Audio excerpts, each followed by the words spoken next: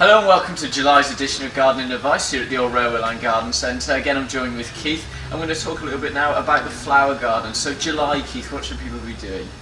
Well, enjoying their flowers because they're blooming fantastically well.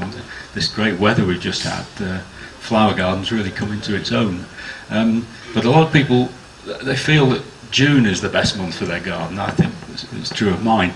And to keep the garden going into July and August, deadheading really is a key thing. It's a nice simple job. It's one of those jobs that you can do in half an hour and it's finished for that few days, and it keeps the flowers going. So things like dahlias, cosmos, sweet peas, those have got to be deadheaded on a regular basis, because if you let them go to seed, they'll stop flowering. Their purpose in life is to produce seed, and once they've done it, they'll stop flowering for you. So keep deadheading and keep those flowers going as long as you can.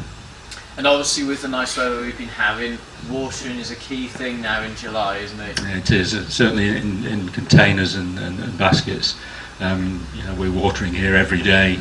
You've got to keep that water going and feed, because every time you water, I'm afraid some of the feed comes out as well. So you've got to do that with your summer bedding to keep those going as long as possible.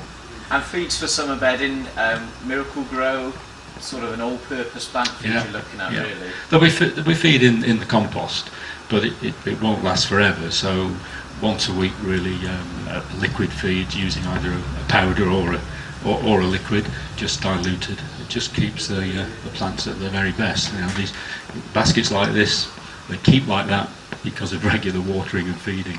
And as long as you look after them, they'll go on and on and on, won't they? Yeah, those will go through now till hopefully the end of September, and then of course we're into the autumn flowers, which is another programme for us. That's great. And anything else now to do in the flower garden this month, or is it just enjoy the hard work you've already put in? Yes, I think it is really. But you still might have a few gaps. And again, people say, oh, July, August, I never seem to have much in the garden in terms of flowers. Well, I think the thing to do is come along to a garden centre, see what we've got flowering, and those are the things that you can pop into any gaps you've got for good summer flowers or late summer flowers. Keep that colour going in the garden. Yeah, because colour really is what it's all about, isn't it? It's what most people want in a garden.